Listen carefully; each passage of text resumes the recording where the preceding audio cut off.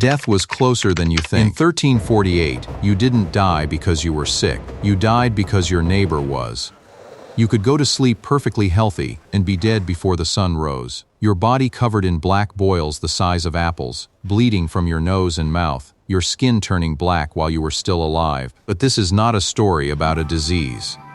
This is a story about how one plague killed half the world and accidentally created the modern world you live in today. Your job, your freedom, your clothes, even the fact that you can read this, it all started in a mass grave. Stay until the end, because the final twist is the most terrifying one. Scientists say it's not over. Chapter 1. The Ship of Death. October, 1347. The port of Messina, Sicily. 12 Genoese trading ships limp into the harbor. No one is rowing. The sails are torn. When soldiers board them, they find a horror movie. Almost the entire crew is dead. The few still alive are covered in black swellings, oozing blood and pus. They are delirious, raving. The sailors call it Mors Atra, the Black Death. The authorities make a fatal mistake. They order the death ships out of the harbor, but it's too late. The rats have already jumped. The fleas are already on land. Within days, people in Messina start falling. First a fever, then chills, then a hard, painful lump, and no one knew what caused it. They blamed bad air, the alignment of planets, the Jews, God's wrath. They had no idea the real killer was so small you couldn't see it, hiding in the fur of a rat, riding on a flea no bigger than a speck of dust. Chapter 2. 3 Faces of the Black Death. What they didn't know was that the plague was not one disease, but 3 killers in one. The bubonic plague, the most common. One bite from an infected flea, the bacteria Yersinia pestis, travels to your lymph nodes. They swell to the size of eggs, turn black, and burst. 60% mortality. If you got this, you had a week to live. The pneumonic plague. When the bacteria reaches your lungs, now you don't need a flea. Every cough, every breath you take, spreads it. 95% mortality. You die in 2 days, drowning in your own blood. The septicemic plague, the rarest and most terrifying. The bacteria enters your bloodstream directly. Doctors, in their beaked plague masks filled with herbs, would lance. Priests would hear confessions and immediately catch the disease and die. Families would abandon their own children in the street. One writer in Florence, Boccaccio, wrote, "Carried bodies on barges and dumped them on islands to rot." This was the end of the world. Chapter 3. When the world went mad. When logic fails, madness takes over.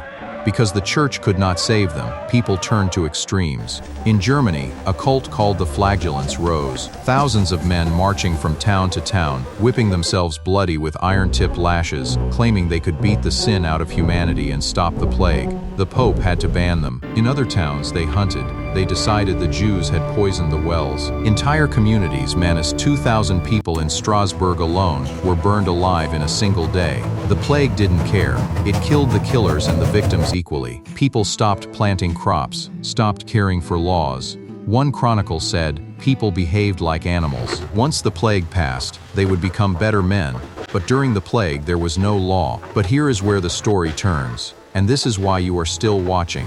Chapter 4. How the Plague Changed the World. For 1,000 years, Europe was a prison. You were born a peasant, you lived as a peasant, you died as a peasant, working the Lord's land.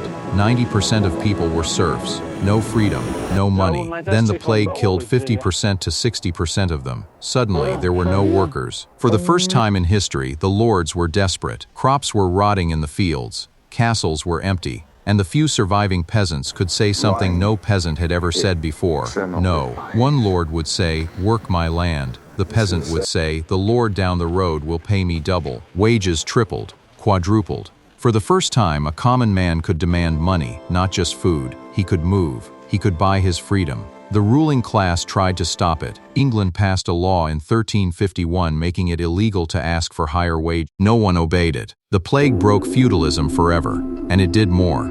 With so many priests dead, the church lost its power. People started to ask, if the priests died just like us, what do they really know about God? This question would, 100 years later, lead directly to the Renaissance and the Reformation, and questioning authority were born in a pile of corpses in 1349.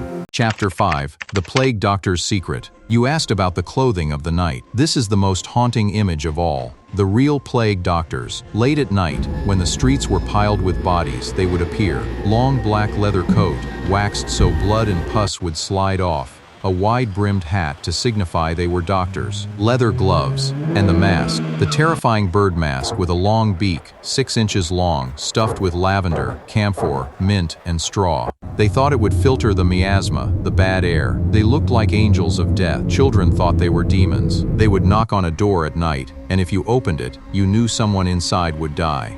They carried a long wooden cane to poke the victims so they didn't have to touch them, to lift clothes, to tell a family member to take the body away. That costume, designed in 1630, became the universal symbol of horror, and it was useless. The herbs did nothing against the bacteria.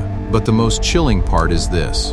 The clothes worked for one reason they didn't understand. The waxed leather coat and full covering kept the fleas off. By trying to block bad air, they accidentally created the first hazmat suit in history. The ending. The Black Death never truly disappeared, so the plague ended, right? In 1353, it faded away. Europe rebuilt. Population recovered after 200 years, but it never left. Yersinia pestis is still alive today. It lives in rats, squirrels, and prairie dogs in America, Africa, and Asia.